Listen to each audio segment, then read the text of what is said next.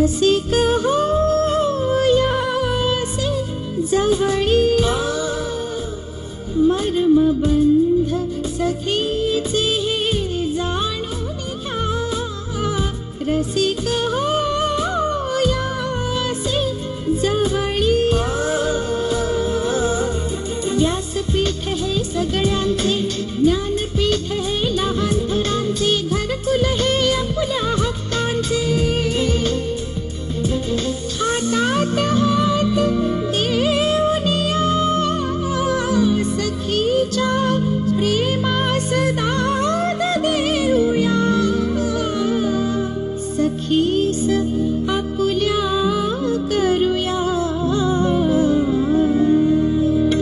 Hello सखी hello सखी hello सखी hello सखी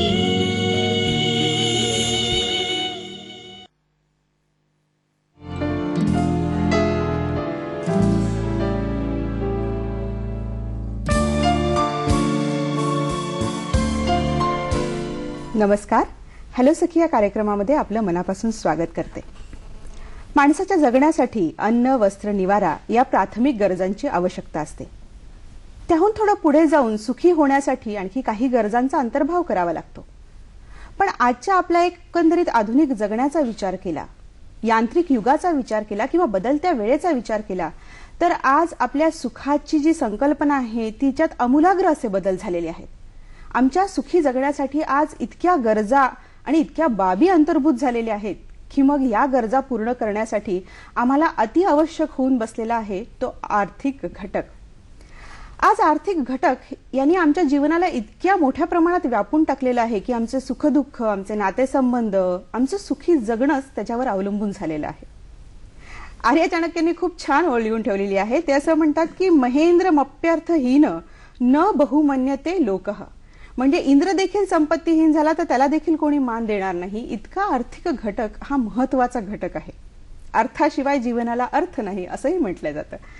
मग हा एवढा महत्वपूर्ण घटक याचं नीट नियोजन असणं ते देखील तेवढंच आवश्यक आहे. मग आर्थिक नियोजन म्हटलं की आपल्याला अनेक प्रश्न आपल्या समोर उभे राहतात. आजचा जर विचार केला तर आज आपल्या सभोवती इतक्या साऱ्या बचतीच्या आणि गुंतवणुकीचे मार्ग आपल्या समोर उपलब्ध असतात की आम्ही सर्वसामान्य गोंधळून जातो. नेमका कुठला मार्ग योग्य, कुठला अयोग्य, कुठला सुरक्षित या सगळ्यांच्या प्रश्नांमध्ये आणि मग कुठेतरी फसवणूक, आमिष याला बळी पडून आमचं नुकसान होतं. पर्यायाने आमच्या जीवनामध्ये सुख येण्याऐवजी कुठेतरी दुःख येतं. हे सगळं टाळायचं असेल तर त्याचं योग्य ते ज्ञान आणि योग्य त्या तज्ञांच्या दृष्टिकोनातनं तज्ञांच्या साह्याने मार्गदर्शन घेणं अत्यंत आवश्यक आहे. आणि म्हणूनच हॅलो सखी या कार्यक्रमाच्या माध्यमातून आम्ही वारंवार या विषयाला घेऊन आपल्या समोर येत आहोत. आजचा आपला विषय हाच आहे, सुखी जीवनासाठी आर्थिक नियोजन. आणि त्यासाठी मार्गदर्शन करण्यासाठी आम्ही आमंत्रित केलेलं आहे श्री अरुण सिंग यांना, जे 13 वर्षापासून आर्थिक सल्लागार म्हणून कार्य करत आहेत. आपल्याही मनामध्ये अनेक या विषयाला अनुसरून काही प्रश्न असतील. आपलं आर्थिक जे गणित आहे ते जर आपल्याला मांडायचं असेल, काही प्रश्न विचारायचे असतील तर आपण थेट आमच्याशी संपर्क साधा. त्यासाठी आमचे दूरध्वनी क्रमांक असे आहेत 24908050 आणि 24988050. मुंबई बाहेरील प्रेक्षकांसाठी 022 हा एसडी कोड आपण वापरू शकता. तर आपण आता चर्चेला सुरुवात करूयात. नमस्कार. मी हॅलो सखी या कार्यक्रमामध्ये सर्वप्रथम आपलं मनापासून स्वागत करते. खरं तर अत्यंत जिव्हाळ्याचा असा प्रश्न आहे. अगदी प्रत्येक व्यक्तीला आज आर्थिक नियोजनाची गरज भासते, निकड भासते. कारण एकंदरीतच आमचं सभोवतीचं वातावरण आहे ते खूप बदलत चाललेलं आहे. आमच्या जगण्याच्या पद्धतीमध्येच आमूलाग्र असे बदल होत चाललेले आहेत. मग अशा वेळी आपण नेमकं आर्थिक नियोजन कशाला म्हणाल? आर्थिक नियोजन म्हणजे अर्थाचं नियोजन, म्हणजे आपला पैशाचं नियोजन. बरोबर. आता माणूस 2 वेनी आपला इन्कम जनरेट करत असतो. आयदर तो सर्व्हिस करतो म्हणजे कुठेतरी जॉब करतो किंवा बिझनेस करतो. आता मंथली त्याला काहीतरी तो इन्कम जनरेट करत असतो आणि समोर त्याच्या काहीतरी खर्च असतात. म्हणजे बेसिक खर्च असतात, हाऊस होल्ड एक्सपेन्सेस असतात, त्याचे जीवनशैलीवर खर्च असतात, काहीतरी लोन असतो, EMI वगैरे चालू असतो, काहीतरी त्यांनी इन्व्हेस्टमेंट केलेला असतो, जसं इन्शुरन्स वगैरे काय असेल. ठीक आहे. तर एक साईडला उत्पन्न आहे, तो उत्पन्न जनरेट करतो आणि दुसऱ्या साईडला त्याचा एक्सपेन्स आहे म्हणजे खर्च आहे. तर उत्पन्नामधून खर्च वजा केल्यानंतर त्याच्या हातात काय राहतो, त्याला कसा प्लॅनिंग केलं पाहिजे, ते कुठे प्रॉपर सल्ला घेऊन इन्व्हेस्टमेंट केला पाहिजे, त्याला आपण आर्थिक नियोजन असं म्हणू शकतो. बरोबर आहे. एकंदरीतच काय आहे की मध्यंतरी जी सगळीकडे आर्थिक मंदी आली त्याच्यामध्ये त्या मानाने भारताला मला वाटतं आपल्या देशाला जरा कमी झळ पोहोचली. अनेक कारणं असतील त्याच्या पाठीमागे, पण त्यामध्ये आपल्या एक कौटुंबिक जे आर्थिक नियोजन पूर्वीपासूनच आपला जो दृष्टिकोन आहे तो फार मोठ्या प्रमाणात कारणीभूत आहे असं वाटतं का, की त्यामुळे आपल्याला त्याची झळ त्या मानाने कमी मिळाली किंवा आपल्याला पडली असं वाटत नाही का? हा खूप चांगला प्रश्न आहे आणि खरोखर म्हणजे 2008ला खूप भयानक मंदी आली. म्हणजे असं सांगितलं जातो की 1929 नंतर हा म्हणजे सर्वात मोठी भयानक मंदी होती. पण सर्व म्हणजे ऑल ओव्हर वर्ल्डमध्ये इकॉनॉमी कोलॅप्स झाला, पण भारत देशाला जास्त झळ पोचला नाही. त्याच्या खूप कारण आहे की आपण सेव्हिंग खूप चांगलं करतो. म्हणजे असं सांगितलं जातो किंवा गणित असं सांगतो किंवा सर्वे असं सांगतो की कमीत कमी जे पण आपण उत्पन्न जनरेट करतो, म्हणजे जे पण आपण इन्कम कमवतो, कमीत कमी 32% आपण सेव्हिंग करतो. आणि म्हणून तो आपल्याला एवढा झल पोचला नाही. आता फॉरेन कंट्रीला किंवा US वगैरेला जे म्हणजे जास्त झळ पोचला, कारण की ते खर्चावर जास्त भर टाकतात. जेवढे ते उत्पन्न जनरेट करतात की जेवढे कमवतात त्याच्यापेक्षा जास्त ते खर्च करतात. इकडे आपल्याकडे गणित उलट आहे. आपण जे पण आपण सामाजिक बांधिलकी तेवढे बांधलेले आहोत की आपण सेव्हिंग करतो, बऱ्यापैकी सेव्हिंग करतो. म्हणजे कोरियानंतर सेकंड हायेस्ट सेव्हिंग वर्ल्डमध्ये आपला इंडियाच आहे. आणि म्हणून कमी आपल्याला झळ पोचला, आपण ते मंदी पचवू शकलो. बरोबर आहे. पण असं असलं तरी देखील एकंदरीत आता आम्ही सर्वसामान्य लोक गोंधळलेल्या अवस्थेमध्ये असतो. आम्हाला नेमकं आमच्या कुटुंबाचं आर्थिक नियोजन करायचं म्हणजे नेमकं काय करायचं हा प्रश्न अजूनही शिल्लक उरतोच. त्याच्यामुळे कौटुंबिक आर्थिक नियोजनाचे नेमके मूळ मंत्र काय आहेत आपण जरा सांगितले तर बरं होईल. पहिला प्रश्नाला आपण पुढे घेऊन चाललोय. म्हणजे सिंपल आहे की मी सांगितलं की म्हणजे आपण एक उत्पन्न जनरेट करतो. माणूस आयदर सर्व्हिस करणार किंवा बिझनेस करणार, ठीक आहे, तो एक उत्पन्न घेतो. दुसरा त्याच्या बेसिक खर्च असतात. तर मी नेहमी काय सांगतो की आपलं बजेटिंग केलं पाहिजे. आपण बजेट बनवत नाही घराचा. म्हणजे बजेट एवढा इम्पॉर्टंट आहे की म्हणजे भारत सरकारला पण बजेट बनवावं लागतो की भारत सरकारचं इन्कम कुठून येणार आणि एक्सपेन्सेस कुठे येणार, म्हणजे खर्च कुठे होणार. तसं आपण बजेट पण प्रत्येक डिटेलिंगमध्ये मी सांगतो. घराचा आपला 100 रुपयाचा पण खर्च असेल, म्हणजे मोबाईलचा 100 रुपयाचा बिल असेल, तर तो खर्च आपण डिटेलिंगमध्ये काढला पाहिजे. हे तर झाला आपला बेसिक खर्च. दुसरी गोष्ट काय आहे की आता लाईफस्टाईल एक्सपेन्सेस वाढत चाललंय. म्हणजे जीवनशैली वाढत चालली आहे. म्हणजे आता मोबाईल, नवीन नवीन गजेट्स येत चालले आहेत, ठीक आहे, ते खर्च आपला वाढत चाललाय. प्रत्येक आता हळूहळू आपण समजा घर घेतलं असेल, घरावर लोन असेल, समजा व्हेकल घेतला, व्हेकलवर लोन असेल, क्रेडिट कार्डचा लोन असेल, पर्सनल काहीतरी आपण लोन घेतलं असणार, हे सर्व गोष्टी झालेत. तर हे सर्व आपण जर प्रॉपर प्लॅन केला तर आपण त्याप्रमाणे आपण घराचं बजेट वगैरे आपण प्रॉपर प्लॅनिंग करू शकतो. पण ही नेमकी बचतीची सवय लावावी कशी, हाच मुळात प्रश्न निर्माण होतो पहिल्यांदा. म्हणजे बचतीची सवय मी सांगतोय खूप लहानपासून लावलं पाहिजे. म्हणजे एक छोटासा मी एक्झाम्पल देऊ शकतो की मुंगीचा एक्झाम्पल आपण घेऊ शकतो. आता मुंगीला जेवण किती कमी लागतो, पण ती निरंतर साठा करत असते. का? जेवण कमी लागतो, पण उद्या काहीतरी अडचण नाही झाला पाहिजे म्हणून ते हे करू शकतो. म्हणून सिंपल आहे की जर आपण प्रॉपर आपण ब्लॅक अँड व्हाईटमध्ये आपला बजेट बनवला तर तिकडनं पण आपण माहीत करू शकतो की हा हे खर्च आहे, हे आपल्याला खर्च उगीच आपण करतोय, लाईफस्टाईलवर वाढलाय, तर तिकडनं आपण तो सेव्हिंगमध्ये काहीतरी आणू शकतो.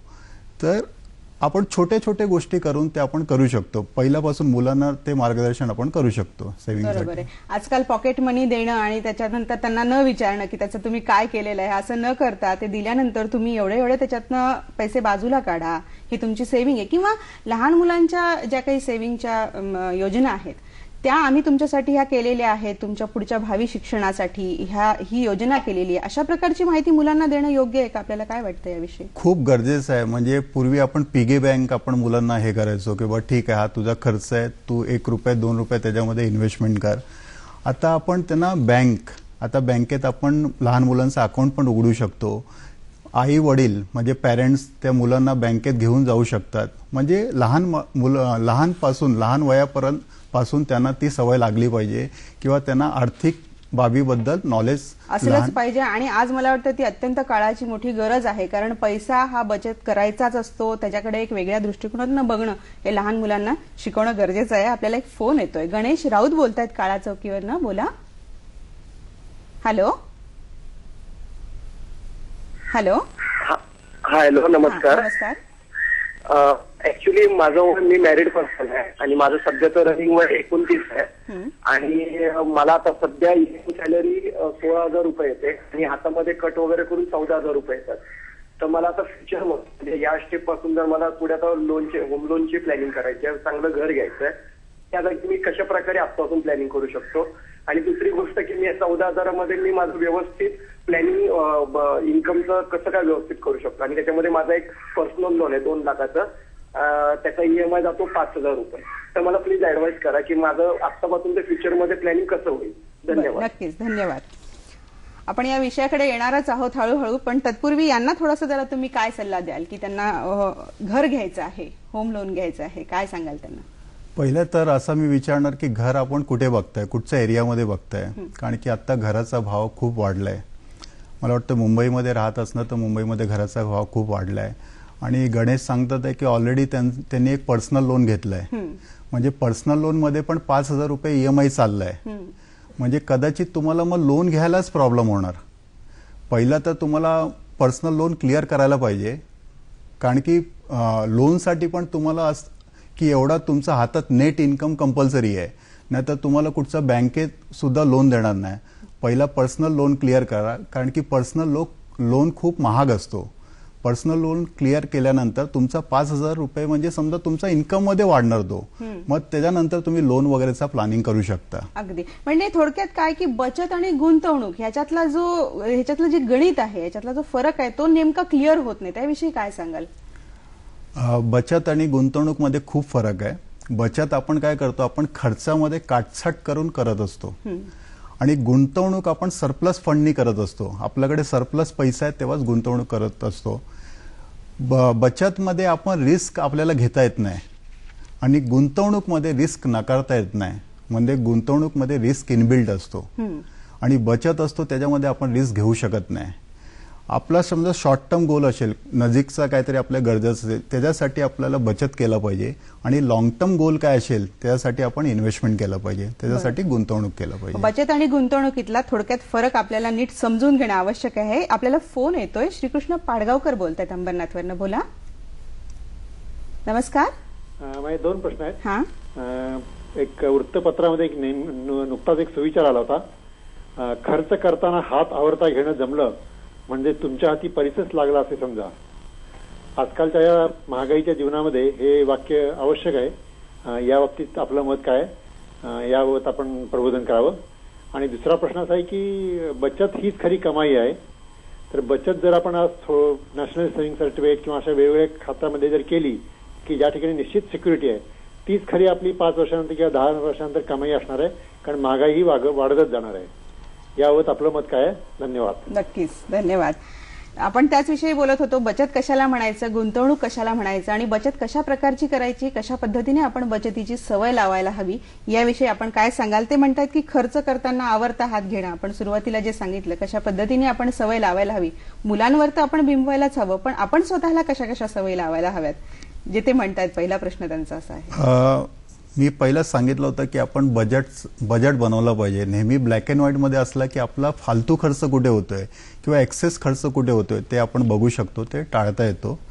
तर खरं म्हणजे आपण सांगतो खर्चामध्ये कमी केला म्हणजे ती आपली कमाईच झाली, म्हणजे तो इन्कमच झाला. तो पहिला क्वेश्चन त्यांनी सांगितला खूप चांगला आहे. दुसरा प्रश्न असा आहे की फक्त बचत, त्यांचा प्रश्न असा आहे की फक्त बचत, नॅशनल सेव्हिंग सर्टिफिकेट किंवा, पण मी असं सांगणार की नाही, आज 21 शतकामध्ये महागाई झपाट्याने वाढत चाललाय. तर बचत येस पहिली पायरी आहे, पहिला स्टेप आहे, पण बचत प्रमाणे तुम्ही गुंतवणूकवर पण लक्ष टाकलं पाहिजे किंवा त्याच्या पण तुम्ही नॉलेज घेतलं पाहिजे, गुंतवणूक पण केलं पाहिजे. कारण की सिंपल काय आहे की आज महागाई कमीत कमी 10-12% वाढत चाललाय आणि बचत आपल्याला काय व्याज देत, 8 ते 9% बचत आपल्याला व्याजदर देतोय. म्हणून त्यासाठी आपण गुंतवणूकवर पण लक्ष टाकलं पाहिजे. नेमकं हे गुंतवणूक कशी करायची, त्याचे मार्ग काय, त्याविषयी जरा सविस्तर सांगा, कारण हाच आम्हाला सर्वसामान्यांना पडलेला मोठा प्रश्न असतो. आता मी सांगितलं की बचतमध्ये आपल्याला रिस्क घेता येत नाही. म्हणजे 2 प्रकारचे प्रॉडक्ट असतात, 2 प्रकारची इन्व्हेस्टमेंट असते. जसं की बँक आहे, बँक तर सर्वांना माहीत आहे. लहानपणापासून आपण बँक बघतो, पोस्ट ऑफिस बघतो, LIC पॉलिसी आपल्याला माहीत आहे. ठीक आहे. आणि हे सर्व डेट प्रॉडक्ट झाला, हा बचतीचा भाग झाला की जिकडे आपला कॅपिटल प्रोटेक्ट असतो, कॅपिटल सेफ असतो आणि आपल्याला एक ठराविक व्याजदर भेटतो. इन्व्हेस्टमेंट गुंतवणुकीमध्ये रिस्क असतो. गुंतवणूकमध्ये जसं शेअर मार्केट झाला, म्युच्युअल फंड वगैरे झाला, आणखी डेट प्रॉडक्ट आहे, युलिप प्रॉडक्ट थोडंसं आपल्याला थांबवते इथे, कारण बरोबर आहे, गुंतवणुकीविषयी सविस्तर माहिती करून घेणं अत्यंत आवश्यक आहे. तत्पूर्वी आपल्याला एक फोन येतोय. कीर्ती कुमार बोलतायत वसईवरनं, बोला. हॅलो, नमस्कार. नमस्कार. आता विषय अतिशय सुंदर आहे. मला असं म्हणायचं, मनी सेव्ड इज मनी अर्न असं म्हटलं जातं. मनी सेव्ड इज मनी अर्न असं म्हटलं आहे, परंतु आजच्या काळात असं म्हटलं जातं की बँकेत पैसे ठेवण्याऐवजी इन्व्हेस्टमेंट जर केली तर आपण जास्तीत जास्त पैसे कमवू शकतो. बरोबर आहे. याविषयीमध्ये आपलं काय म्हणणं आहे? बरं, नक्की त्याच विषयावर आम्ही चर्चा करत आहोत की गुंतवणूक आणि बचत याच्यातला फरक काय आहे. सविस्तर माहिती ते देतच आहेत आपल्याला. काय सांगाल आपण? ते म्हणतायत की वाचवणं, बचत करण्यापेक्षा गुंतवणूक करणं आवश्यक आहे. कसं आहे की प्रत्येकाचे वेगवेगळे असे दृष्टिकोन असतात याकडे बघण्याचे, पण गुंतवणूक करायची तर ती कशी करायची आपण बोलत होता, त्याच्यावर पुढे सविस्तर चर्चा करूया. म्हणजे परत मला वाटतं मागचाच प्रश्न हा कंटिन्युएशन मध्ये आहे की मनी सेव्ह इज मनी अर्न खूप चांगलं आहे, तुम्ही सांगितलं आपण, पण इन्व्हेस्टमेंटवर पण आपण लक्ष टाकलं पाहिजे. कारण की आता बँकेत जर आपला पैसा असेल, आता समजा सेव्हिंग बँक अकाउंट असेल, सेव्हिंग बँक अकाउंटमध्ये व्याजदर किती आहे? 4%. आपल्याला 4% भेटतो. आपण FD केला, समजा पुढे जाऊन FD केला तर FD मध्ये अप्रॉक्सिमेटली 8 ते 9% व्याजदर आहे. पण मी सांगितलं की महागाई त्याच्यापेक्षा जास्त झपाट्याने वाढत चाललाय. आज एज्युकेशन असेल, एज्युकेशनचा खर्च खूप वाढत चाललाय, मेडिकल एक्सपेन्सेस खूप वाढत चाललाय. आणि पूर्वी कसं होतं, लाईफस्टाईल नव्हता. लाईफस्टाईल एक्सपेन्सेस जेव्हा जीवनशैली आपण जेव्हा एक्सपेन्सेस सांगतो, पूर्वी नव्हता. आता तो बाय प्रॉडक्ट आलाय, तर त्यासाठी आपल्याला इन्व्हेस्टमेंट केलंच पाहिजे. सिम्पल आहे. मी एवढंच सांगतो की जेवढा महागाई वाढतोय ऍटलिस्ट त्याचा तिथपर्यंत तुमचा इन्व्हेस्टमेंटनी तेवढा रिटर्न्स दिला पाहिजे किंवा त्याच्यापेक्षा जास्त. मग ते तुम्ही व्हॅल्युएशन तेवढा ठरवू शकता, तेवढा त्या लेवलला आपण करू शकतो. नाहीतर आपण काय होणार की आपला इन्कम कमी होणार आणि आपला एक्सपेन्सेस वाढत असणार. बरोबर आहे. पण ध्येय आणि उद्दिष्ट हे पण यामध्ये महत्वाची भूमिका बजावत असं वाटत नाही का, की आपल्याला काय करायचं आहे, आपल्याला कशासाठी बचत करायची आणि आपल्याला मग त्यासाठी कशी गुंतवणूक करायची, याविषयी आपण गुंतवणुकीविषयी सांगूया. मॅडम, खूप चांगला प्रश्न आहे की आपण काय असतो की नेहमी प्रॉडक्ट विकत घेत असतो. समजा कोणतरी आला, माझा नातेवाईक इन्शुरन्स विकतोय, मग मी काय करतो, LIC पॉलिसी काहीतरी घेतो. किंवा कोणीतरी मला सजेस्ट केला की बँकेत तुम्ही इन्व्हेस्टमेंट करा, किंवा बँकेतनं फोन येतो, मग आपण बँकेत इन्व्हेस्टमेंट करतो. कोणीतरी पोस्टवाला ॲडवायझर येतो, पोस्ट सांगतो पोस्टात इन्व्हेस्टमेंट करा, म्हणून आपण हे करतो. हे झाला. अशा अनेक आमिष समोरून येतात. म्हणजे आज अगदी रोज आपल्या मोबाईलवर काहीतरी SMS तरी असतो किंवा कोणीतरी आपल्याला फोन करून आपल्याला ह्या वेगवेगळ्या योजना सांगत असतं आणि मोहाला आपण बळी पडतो. याच्यावर अजून आपण माहिती घेऊया. एक फोन येतोय आपल्याला. सुधीर टिळक बोलतायत पुण्यावरनं, बोला. हॅलो, नमस्कार. मी सुधीर टिळक बोलतो. नमस्कार. दूरदर्शन नेहमीच कार्यक्रम चांगले होते. मागच्या पण बुधवारी असाच कार्यक्रम होता. आम्हाला फक्त एवढं विचारायचं की आम्ही सिनियर सिटीजन आहोत आणि आम्ही म्युच्युअल फंडामध्ये जास्त पैसे गुंतवले आहेत, तर त्याचा किती रिटर्न एक्सपेक्टेड लागतो? म्हणजे कोणी सांगतो 10%, कोणी 25%, आणि बँकेमध्ये तर 9% आम्हाला सिनियर सिटीजननी मिळतात. आणि गोल्डमध्ये इन्व्हेस्टमेंट जी करायची असते ती आपण करू शकतो का सिनियर सिटीजन? कारण 30,000 रुपये आता रेट आहे आणि मला वाटत नाही की 30-32 आणखीन पुढे जाईल. म्हणजे त्याच्यामध्ये काही रिटर्न मिळतील किंवा नाही. तर सिनियर सिटीजनचे जास्त यील्ड यावी म्हणून कशी गुंतवणूक केली? आम्ही नियोजन केलंच आहे, परंतु जास्त यील्ड मिळावं त्यासाठी काय करावं याचं मार्गदर्शन करा. आपण फार उत्तम कार्यक्रम करताय. धन्यवाद. धन्यवाद. मला वाटतं सिनियर सिटीजन या विषयावर आपल्याला खूप विस्तृत बोलता येईल आणि त्याच्यावर आपण उत्तर देऊयात. थोडक्यात त्यांना सांगून आपण आपल्या गुंतवणुकीच्या, कारण तोच भाग आहे शेवटी, अनेक आमिष येतात, आम्हाला वेगवेगळी माहिती मिळते पण ती अर्धवट असते. तर काय सांगाल याविषयी? सर, सिनियर सिटीजनसाठी सरांनी आता प्रश्न सांगितला की सिनियर सिटीजन स्कीम पोस्टाची खूप चांगली योजना आहे. त्याच्यात आपण 1,000 रुपयापासून 15 लाख रुपयेपर्यंत आपण सेव्हिंग करू शकता. तिकडे व्याजदर 9% आहे. आता आपण सांगितलं की मी म्युच्युअल फंडमध्ये खूप पैसा इन्व्हेस्टमेंट केलाय, तर कोण सांगतोय 10% रिटर्न्स येणार, कोण सांगतोय 25% रिटर्न्स येणार. तर सर्वात पहिला इम्पॉर्टंट आहे की म्युच्युअल फंडमध्ये 2 प्रकार असतो. एक असतो डेट पार्ट असतो आणि एक असतो इक्विटी पार्ट.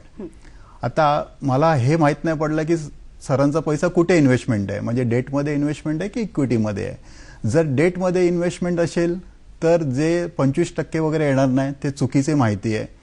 इक्विटीमध्ये पण 25% वगैरे आपण एक्सपेक्ट नाही करायचं, म्हणजे इक्विटीमध्ये पण 12 ते 15% रिटर्न्स आपण एक्सपेक्ट करू शकता. आणि सिनियर सिटीजननी खूप जास्त पैसा आपला तिकडे इन्व्हेस्टमेंट केला नाही पाहिजे. कसं असतो की म्युच्युअल फंडचा इन्व्हेस्टमेंट शेअर मार्केटमध्ये होतो, चढ उतार होतो, ठीक आहे, तर तो आपण रिस्क सिनियर सिटीजन घेऊ शकत नाही. मॅक्झिमम पैसा आपला डेट प्रॉडक्टमध्ये असला पाहिजे. आता गोल्ड इन्व्हेस्टमेंट आहे.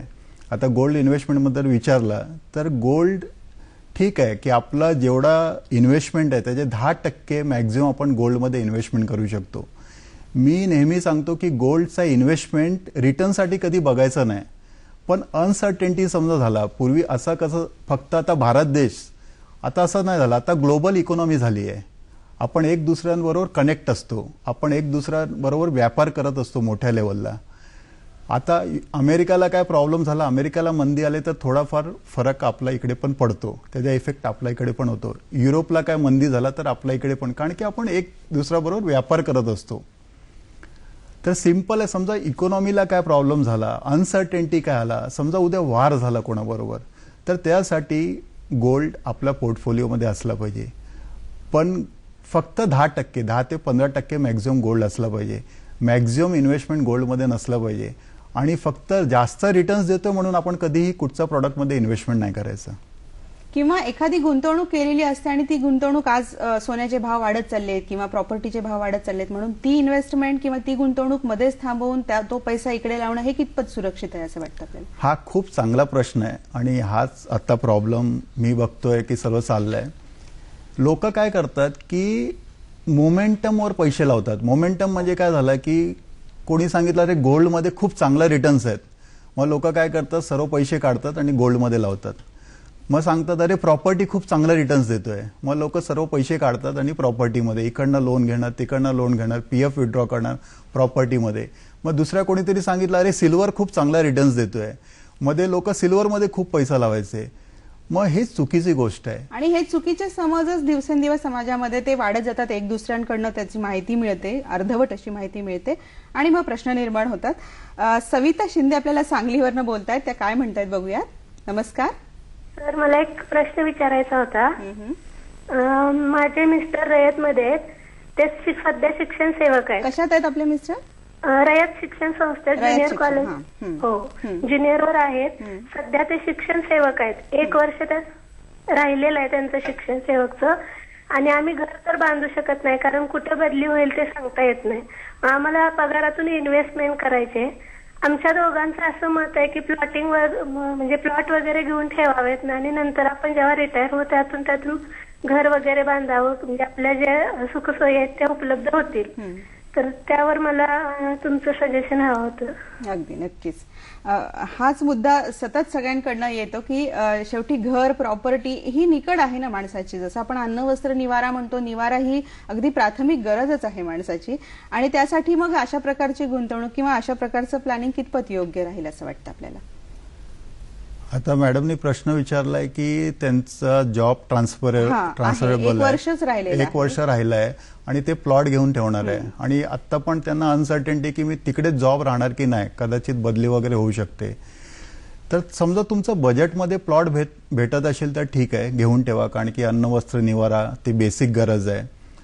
पण प्लॉट सोडून पण बरेचसे इन्व्हेस्टमेंट वगैरे आहेत, पण टाइम खूप कमी आहे, म्हणून ते मार्गदर्शन म्हणजे तुम्ही डेट प्रॉडक्ट वगैरेमध्ये पण इन्व्हेस्टमेंट करू शकता.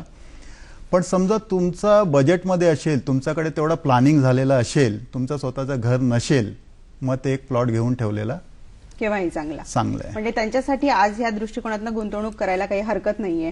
आपण जे बोलत होतो की लोक अर्ध्यातनं आपली गुंतवणूक वळवतात आणि दुसरीकडे ती गुंतवणूक करतात, तर ती किती धोकादायक आहे त्याबद्दल आपण सांगत होतो. हा, खूप धोकादायक आहे. मागे मी सांगितलं की लोक प्रॉडक्ट विकत घेतात, मी लोकांना सांगतो प्रॉडक्ट विकत घेऊ नका, सोल्युशन विकत घ्या.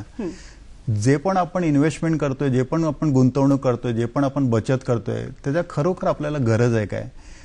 काहीतरी आपला गोल असला पाहिजे. ठीक आहे, माझ्या मुलाचं शिक्षण आहे, मुलाचं हायर एज्युकेशन आहे, मुलाचं लग्न आहे, मला घर घ्यायचं आहे, मला रिटायरमेंट प्लॅनिंग करायचं आहे, हे सर्व गोष्टी खूप इम्पॉर्टंट आहे.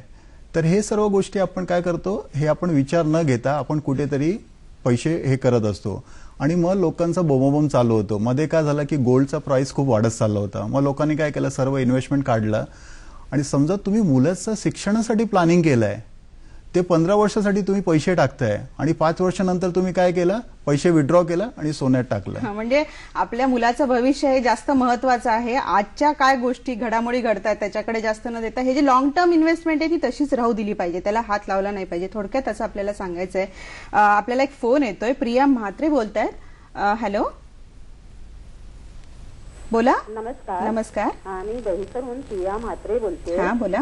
मला असं विचारायचं आहे की माझी आजची बचत उद्यासाठी पुरेशी असेलच याची काही आज निश्चिंती नाही, तर ती बचत उद्या पुरेशी असण्यासाठी समजा जरा मला गुंतवणूक करणं भाग आहे, तर ती गुंतवणूक करण्यासाठी सुरक्षित पर्याय कोणते की ज्या योगे मला माझं म्हणजे केलेली गुंतवणूक आहे ती त्याच्या बाबतीत धोका राहणार नाही आणि मला त्याच्यातनं रिटर्न सुद्धा व्यवस्थित मिळतील. आणि दुसरं असं की इन्शुरन्सच्या संदर्भात पण थोडंसं गायडन्स दिलं तर बरं होईल. म्हणजे हेल्थ इन्शुरन्स, लाईफ इन्शुरन्स आणि प्रॉपर्टी इन्शुरन्स. धन्यवाद.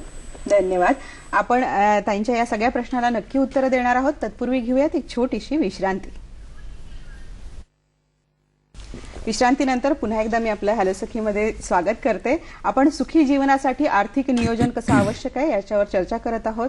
आपल्याला अरुण सिंगजी खूप छान माहिती देत आहेत. आपल्याला ब्रेकपूर्वी प्रिया त्यांचा फोन आला होता की जी आजची बचत आहे ती उद्यासाठी मला कामाला येईल, उपयोगी पडेल आणि ती सुरक्षितही राहील, याबद्दल त्यांना खात्रीलायक असा कुठला मार्ग आपण दाखवाल?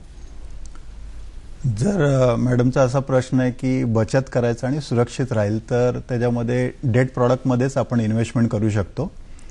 त्यांनी सांगितलं थोडासा जास्त रिटर्न्स भेटला पाहिजे, त्यासाठी डेट प्रॉडक्टमध्ये पण, म्युच्युअल फंडमध्ये पण डेट प्रॉडक्ट असतो, तिकडे जास्त रिटर्न्स भेटू शकतो कम्पेअर टू FD वगैरे. पण मी त्यांना असं सांगणार की जर त्यांचा एज कमी असेल, म्हणजे एज मला माहीत नाही काय आहे, जर एज कमी असेल तर त्यांनी थोडाफार इन्व्हेस्टमेंट लॉंग टर्ममध्ये जरूर करावं म्युच्युअल फंडचा इक्विटीमध्ये. तिकडे धोका आहे पण तिकडे रिटर्न्स पण जास्त आहे, पण तुमच्याकडे जर वेळ आहे तर तो रिस्क तुमचा मिनिमाइज होतो. आणि त्यांना ते इन्शुरन्स विषयी पण माहिती हवी होती की जे हेल्थ, लाईफ इन्शुरन्स वगैरे आहेत त्याविषयी थोडक्यात त्यांना माहिती दिली तर त्या दृष्टिकोनातून त्या गुंतवणुकीचा विचार करू शकतील. आता हेल्थ मी सांगतो की आपला पोर्टफोलिओमध्ये म्हणजे आपल्या इन्व्हेस्टमेंटमध्ये काही नसेल तरी चालेल, पण सर्वात इम्पॉर्टंट प्रॉडक्ट आहे जे मॅडमनी विचारलं तो मेडिक्लेम म्हणजे हेल्थ इन्शुरन्स. कारण की ही अशी गोष्ट आहे जी आपल्या हातात नाही, आपण आजारी कधी पडू शकतो ते आपल्या हातात नाही. आणि आजारपणाचा खर्च आता खूप वाढत चाललाय, तर सर्वात पहिला मेडिक्लेम करावा. मेडिक्लेमचा खर्च काय जास्त येत नाही, वार्षिक प्रीमियम असतो. समजा एक 25 वर्षाचा मुलाने 1 लाखाचं पण मेडिक्लेम केला तर साधारणतः 1500 रुपये वगैरे खर्च येतो. ते इन्कम टॅक्समध्ये बेनिफिट पण भेटतात, पण अदर बेनिफिट काहीच नाही. म्हणजे ते आपल्याला परत काय येत नाही, प्रत्येक वर्षी आपल्याला पॉलिसी रिन्यू करावा लागतो. आणि इंडियन मेंटॅलिटी काय आहे की मला काय परत नाही भेटणार म्हणून लोक लवकर मेडिक्लेम करत नाही. डॉक्टरनी सिग्नल दिला की बाबा उद्या ऑपरेशन करायचं आहे, एवढा खर्च आहे, मग लोक एजंटकडे धावतात. किंवा 21 शतकामध्ये लाईफस्टाईल डिसीज पण खूप वाढत चालले. आत्ताच म्हणजे सर्वे आलाय की 2020 मध्ये प्रत्येक घरोघरी एक कॅन्सर पेशंट असणार, 5 माणसापैकी 1 माणसाला कॅन्सर असणार. तर ही लाईफस्टाईल डिसीज वाढते आहे, ह्याच्यावर खर्च पण खूप आहे, तर म्हणून मेडिक्लेम असला पाहिजे. आता त्यांनी विचारलं लाईफ इन्शुरन्स बद्दल. इन्शुरन्स बद्दल आपण त्यांना माहिती देऊया. तत्पूर्वी आपल्याला एक फोन येतोय, रजनी बोलतायत आपल्याला. हॅलो. सांगितलं ना माझा प्रश्न तुम्हाला? नाही, पुन्हा एकदा आपण सांगा. रजनी बोलतायत बंगळुरूहून. हॅलो. हॅलो. नमस्कार दोघांना. नमस्कार. माझा प्रश्न असा आहे की गृहिणीने बचत कशी करावी? नक्की नक्की. गृहिणींकडे आम्ही येणारच आहोत आणि महिला वर्गाचे प्रश्न जे आहेत त्याचं तुम्ही आम्हाला उत्तर द्याच, पण तत्पूर्वी आपण त्यांच्या लाईफ इन्शुरन्स बद्दल जी सांगत आहोत ते आपण पुढे नेऊयात. आता लाईफ इन्शुरन्स म्हणजे लाईफ इन्शुरन्ससाठी पण चुकीची समजूत आहे. लाईफ इन्शुरन्स लोक सांगतात की उद्या बरं वाईट झालं म्हणून ते लाईफ इन्शुरन्स काढला पाहिजे असं नाही आहे. बरं वाईट होणार म्हणून आपण काय करत नाही, आपण रिस्क आपला मॅनेज करण्यासाठी लाईफ इन्शुरन्स आपण काढतो. तर सिम्पल आहे की जेवढा आपला उत्पन्न आहे, समजा जेवढा पण समजा कोण 1 लाख रुपये वार्षिक उत्पन्न आहे त्याचं, तर कमीत कमी 8 ते 10 पट इन्शुरन्स असला पाहिजे. कारण की समजा माझा एक्झाम्पल घ्या की मी 1 लाख रुपये कमवतोय, तर मी सांगितलं अप्रॉक्सिमेटली 10 लाख रुपये माझा इन्शुरन्स असला पाहिजे. इन्शुरन्स कशासाठी आहे? डेथसाठी. उद्या समजा माझा डेथ झाला, तर माझा डेथ झाला म्हणजे जेवढा माझा खर्च आहे तेवढा कमी होणार. आता 1 लाख रुपये म्हणजे कमीत कमी 10 लाखाचा इन्शुरन्स असेल. माझी नॉमिनी, माझी मिसेसनी ती बँकेत डिपॉझिट करणार किंवा पोस्ट ऑफिसमध्ये डिपॉझिट करणार. आज साधारण 8 ते 9% व्याजदर आहे. म्हणजे भारत सरकार किंवा सेफ इन्व्हेस्टमेंटमध्ये 8 ते 9% व्याजदर आहे. म्हणजे समजा मी 10 लाख रुपये त्यांनी डिपॉझिट केला, तेवढे रिटर्न्स येणार. म्हणजे जेवढा मी इन्कम कमवत होतो 1 लाख रुपये, माझा पश्चात माझा घरी येतात आहे. म्हणजे इन्शुरन्स इन्कमचा रिप्लेसमेंट मेथड आहे, हा मी नेहमी सांगतो. याविषयी आपण अधिक माहिती घेऊया. तत्पूर्वी एक फोन येतोय. प्रसाद जोशी बोलतायत बदलापूरवरनं. बोला. हॅलो. हॅलो. हा नमस्कार. हा नमस्कार, बोला. मॅडम मला असं विचारायचं की पेन्शन प्लॅन आहेत, तर ते प्रायव्हेट कंपन्यांचे देखील आहेत आणि LIC वगैरेचे पण आहेत, पण पेन्शन प्लॅन काय आहेत की म्हणी? दुसरं असं की निवडताना ते LICचे घ्यावेत की प्रायव्हेट कंपन्यांचे घ्यावेत? आणखी दुसरं असं की काही प्रायव्हेट बँकांमध्ये अकाउंट उघडताना इन्शुरन्स कव्हर्ड असतात, तर ते काय असे इन्शुरन्स कव्हर्ड म्हणजे किती अमाऊंट पर्यंत इन्शुरन्स कव्हर्ड असतात त्याच्याबद्दल माहिती मिळेल. धन्यवाद. यांचे दोन्ही प्रश्न जे आहेत की पेन्शन प्लॅनसाठी LIC आणि प्रायव्हेट, आता खरोखरच प्रायव्हेट आणि गव्हर्नमेंटच्या अशा दोन्हीकडनं अशा योजना येत असतात की कळत नाही, आणि प्रायव्हेटला जण खूप आम्हाला आमिष दाखवत असतात, एवढे टक्के तेवढे टक्के. तर यामध्ये सुरक्षित कोणतं असेल असं आपल्याला वाटतं? नाही, सुरक्षित म्हणजे आता LIC सोडून 22 कंपन्या म्हणजे टोटल 23 कंपन्या मार्केटमध्ये आहेत आणि सर्वांना IRDA कंट्रोल करतो. म्हणजे हा सुरक्षित असा काहीच नाही. पण फक्त सेल्स करताना ते चुकीची माहिती देतात. पण प्रॉपर इन्फॉर्मेशन घेऊन, बाबा ठीक आहे तुमचा ब्लॅक अँड व्हाईटमध्ये द्या, किंवा तुमचा समजा कुठचं कंपनी काय ऑफर करतोय ते प्रॉपर त्यांचा काय आहे ब्लॅक अँड व्हाईटमध्ये ते जर विचारून घेतला, तर आपण त्याच्यावर काउंटर अटॅक करू शकतो किंवा त्याच्यावर आपण बघू शकतो काय प्रॉपर आहे ते. कसं आहे की लहानपणापासूनच अनेक सुविधा आहेत, इन्व्हेस्टमेंट करू शकता तुम्ही लहान, पण मध्यम वयात जेव्हा येतो त्यावेळेस जबाबदाऱ्या एवढ्या वाढलेल्या असतात, मुळात बचतच होणं अवघड असतं बऱ्याच ठिकाणी, तर मग तुम्ही इन्व्हेस्टमेंटचा विचार हा फारच दूर होतो. अशा वेळी मग त्यांनी काय करावं, आपल्याला काय वाटतं? परत मॅडम मी येणार की मी सांगितलं की बजेट बनवलं पाहिजे, की सिंपल आहे की समजा एक माणूस 25,000 रुपये कमवतोय आणि तो समोर 25,000 रुपये खर्च करतोय.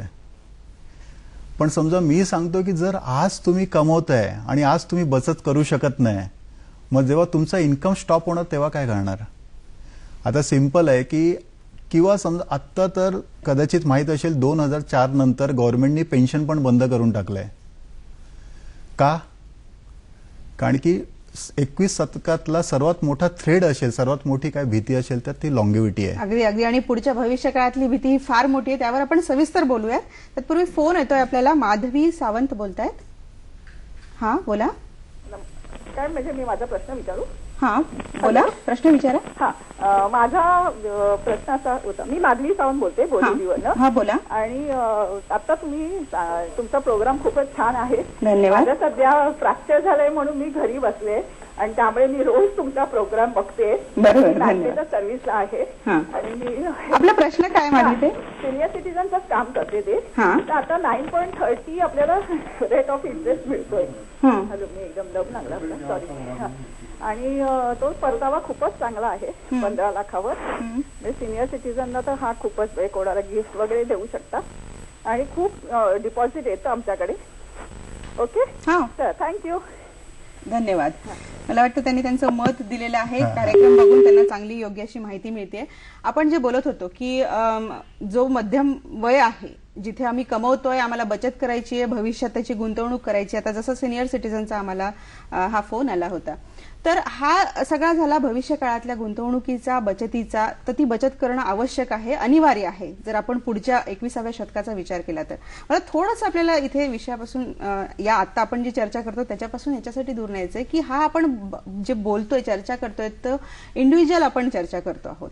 एक नोकरदार व्यक्ती ज्याला पगार आहे अशा व्यक्तीबद्दल. पण एक अनसर्टन असं सगळं इन्कम आहे, व्यवसाय आहे, एकत्र कुटुंब आहे आणि तिथे कमवणारा एक आहे. मग अशा वेळी घरांमध्ये, कारण आपण सुखी जीवनाची चर्चा करतो, अशा वेळी अशा इन्कम सोर्स आणि बचत, गुंतवणूक या सगळ्यांकडे कसं बघायला हवं?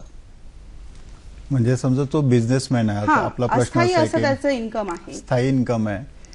स्थायी इन्कम मध्ये कसं असतो की समजा फ्रीलान्सर वगैरे असतात, मला वाटतं त्या कॅटेगरीमध्ये येऊ शकतात. तर फ्रीलान्सरचा इन्कम अनसर्टन असतो. कधी कधी खूप चांगला इन्कम येतो, कधी कधी इन्कम नसतो. जेव्हा त्यांच्याकडे चांगला इन्कम होतो त्यामध्ये काहीतरी इन्व्हेस्टमेंट लॉंग टर्म साठी करून ठेवायचं किंवा शॉर्ट टर्म मध्ये इन्व्हेस्टमेंट करून ठेवायचा. कदाचित जेव्हा त्यांच्याकडे काम नसेल, जेव्हा त्यांच्याकडे इन्कम नसेल, तर तो त्यांना सपोर्ट करणार. दुसरा आपल्याकडे काहीच मार्ग नाही, म्हणजे की म्हणजे अनसर्टेनिटी असेल. म्हणजे आज तुमच्याकडे इन्कम आहे, समजा आज काय 50,000 रुपये कुठचा तुमचा एका इव्हेंट मधून आला आणि तुम्हाला माहिती आहे 2 महिन्यानंतर मी अनसर्टन, मला काहीच माहित नाही की माझा इन्कम असणार की नसणार. तर त्यातला काही पार्ट आपण ते फ्युचरसाठी आपण बचत करून ठेवलेलाच पाहिजे. मला वाटतं यासाठी दुसरा काय मार्ग नाही. यासाठी आपण सुरक्षित मार्ग ढोबळमानाने हे असे कोणते सांगाल? सिंपल आहे की सर्वात एक कंटेंजन्सी फंड असतो, इमर्जन्सी फंड असतो, की प्रत्येक माणूसचा बेसिक खर्च आहे. ठीक आहे, समजा काहीतरी त्यांनी लोन वगैरे घेतलं असणार, काहीतरी EMI चालू असणार किंवा एक्झिस्टिंग काहीतरी इन्व्हेस्टमेंट असणार, इन्शुरन्स पॉलिसी वगैरे, हेल्थ इन्शुरन्स वगैरे असे, हे तर चालूच असणार. आता समजा अनसर्टेनिटी आहे, आज त्याचा इन्कम आला पण 2-3 महिन्यानंतर इन्कम नसेल, पण हे जे खर्च आपण काय थांबवू शकत नाही. EMIचा खर्च काय थांबणार नाही, बेसिक खर्च काय थांबणार नाही, इन्शुरन्सचा प्रीमियम काय थांबणार नाही.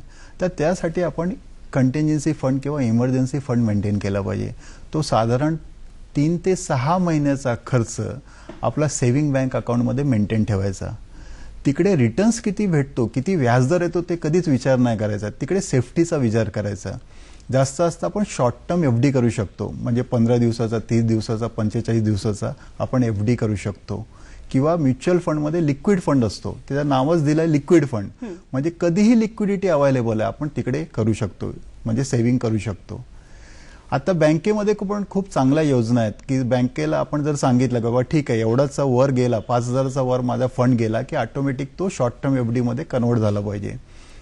जर बँकेला आपण इन्स्ट्रक्शन दिलं तर म्हणजे सिंपल काय की तिकडनं आपल्याला 2 पैसे जास्त व्याजदर येणार.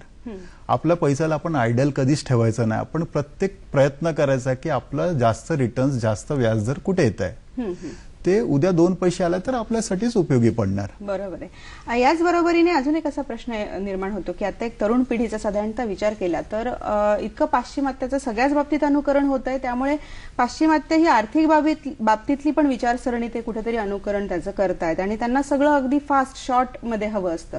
मग ते लोन काढूनही घेतलं तरी चालेल. मग इथे त्यांना आपण काय मार्गदर्शन कराल?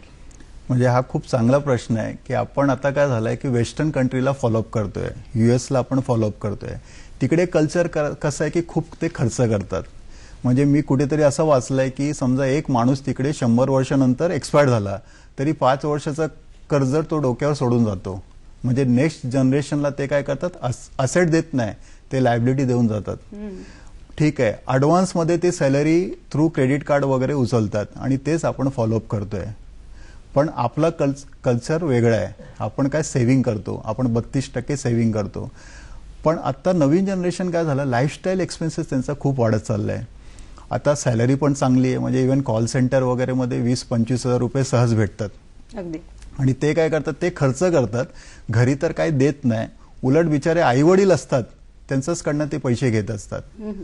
पण त्यांना ती सवय डे 1 पासून आपण लावलं पाहिजे. कुठे ना कुठे ते त्यांना बजेटिंग करायला सांगितलं पाहिजे. पहिल्या पगारापासून त्यांनी याचा विचार करायला. हा, ते आपण त्यांना सवय लावलीच पाहिजे, ते बजेटिंग केलंच पाहिजे. कारण की सिंपल आहे, परत मी सांगतोय की त्यांना पेन्शन नाही.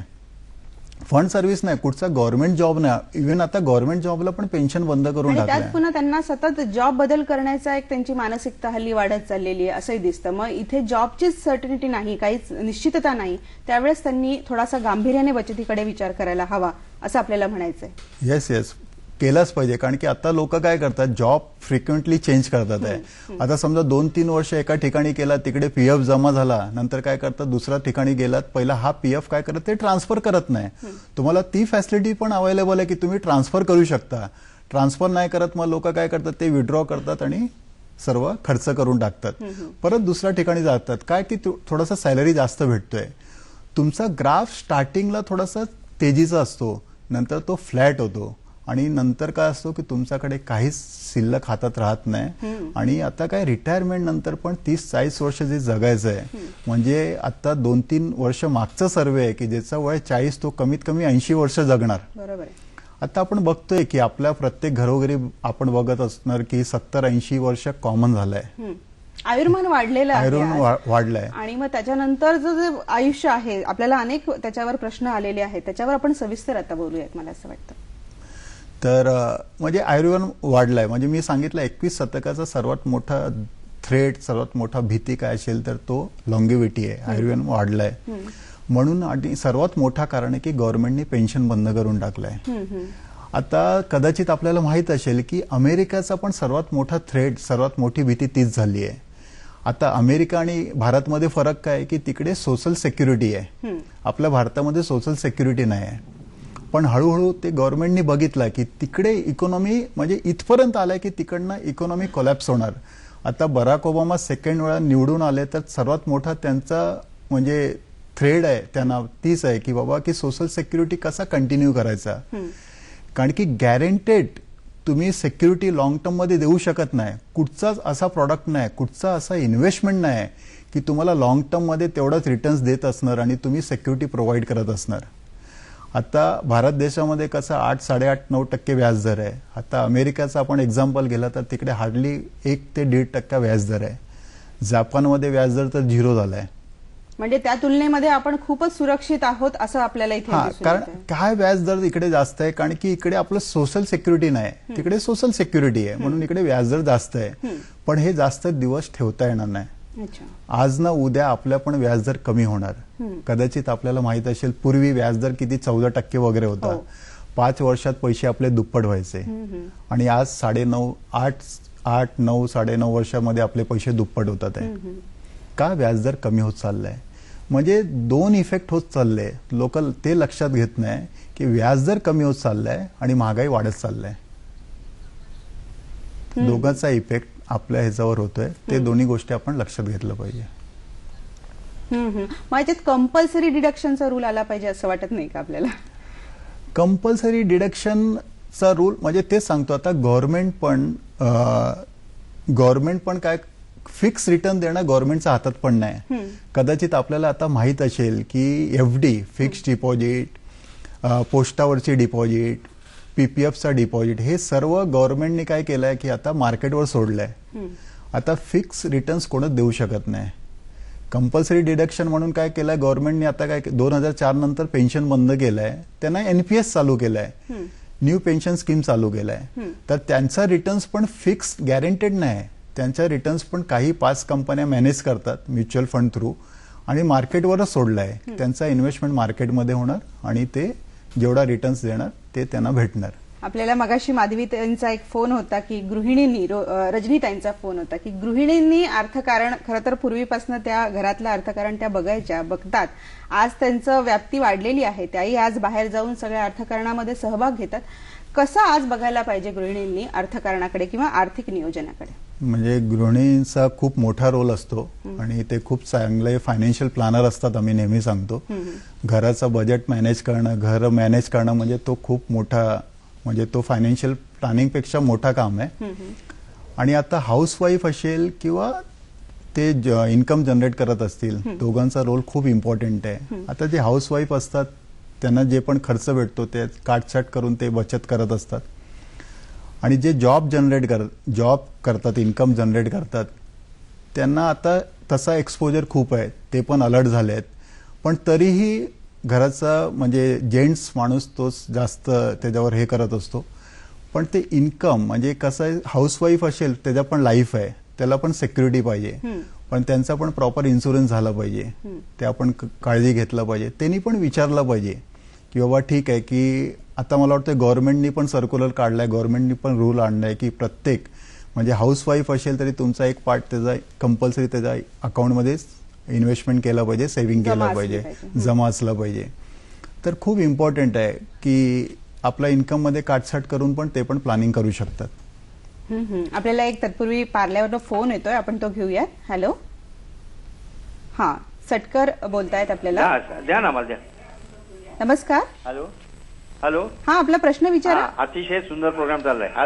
हॅलो. हा बोला बोला. नमस्कार. नमस्कार. हा सांगतो.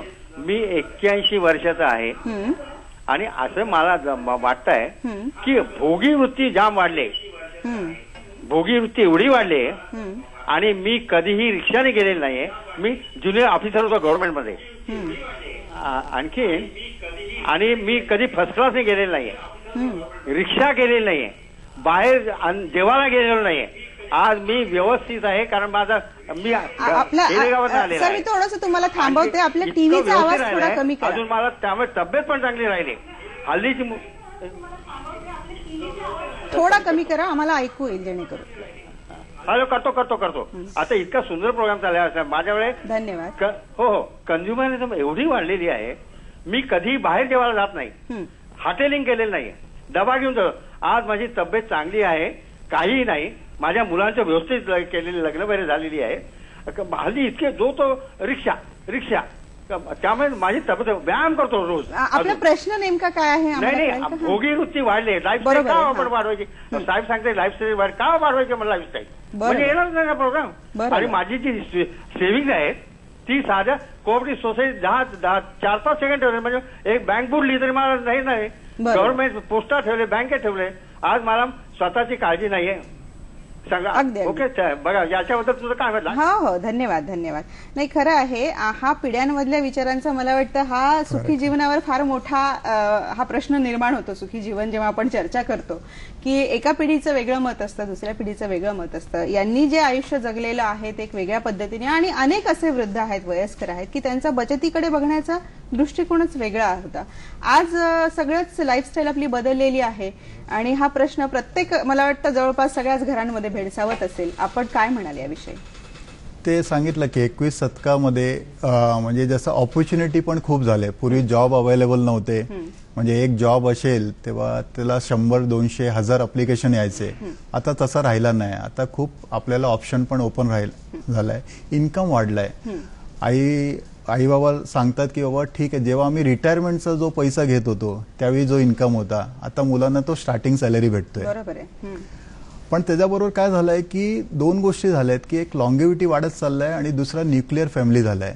पूर्वी जॉईंट फॅमिली सिस्टम होता, ठीक आहे, आता न्यूक्लिअर, आणि जग झपाट्याने बदलत चाललंय.